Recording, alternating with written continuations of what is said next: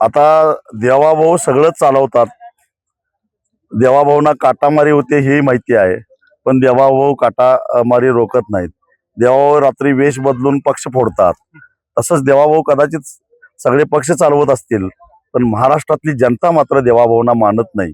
हे देवाभाऊनी लक्षात ठेवावं. अजून एक प्रश्न आहे की हापूस आंबा जो आहे तो हापूस आंब्यावर आता गुजरातचा दावा केला असून वलसाड जो हापूस आहे त्याला भौगोलिक मानांकन देण्यात यावं अशी मागणी केली.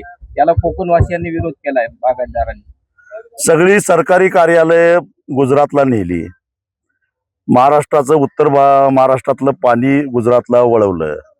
महाराष्ट्रातले मोठे प्रकल्प गुजरातला नेले.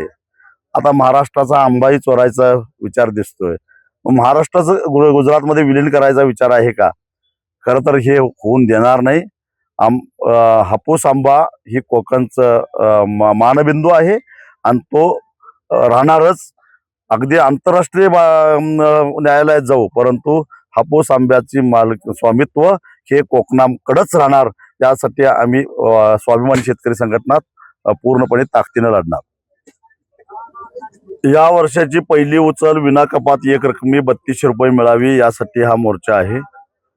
या साखर कारखान्याला रिकव्हरी चांगली आहे. त्याचबरोबर इथेनॉलचं उत्पादन होतं, कोजनचं उत्पादन होतं, म्हणजे वीज निर्मितीतून उत्पन्न मिळतं, इथेनॉल विक्रीतून उत्पन्न मिळतं.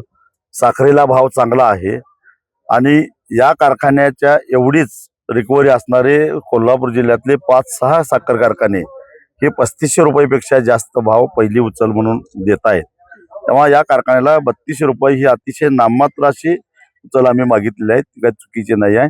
त्यांनी ती द्यावं, अन्यथा आंदोलनाला सामोरं जाण्याची तयारी ठेवावी. त्याचबरोबर मागील वर्षामध्ये त्यांनी जे काय FRPचे तुकडे केले आणि FRP शिल्लक राहिलेले आहे, मुंबई उच्च न्यायालयानं एप्रिल महिन्यामध्ये दिलेला जो निर्णय आहे त्या निर्णयानुसार 15% व्याजानं ती पैसे शेतकऱ्याला परत द्यायचे आहेत आणि ती रक्कम होते 10,77 लाख रुपये प्रति टन, साधारणपणे 233 रुपये. ते ताबडतोब शेतकऱ्यांच्या नावावर वर्ग करावेत, अन्यथा ते सरकारी थकबाकीदार समजून साखर आयुक्तांनी त्यांच्यावर RRC लागू करावी आणि जिल्हाधिकाऱ्यांनी त्यांची मालमत्ता जप्त करून लिलावात विकून ते पैसे शेतकऱ्यांना द्यावेत कायद्याप्रमाणे, अशी आमची मागणी आहे.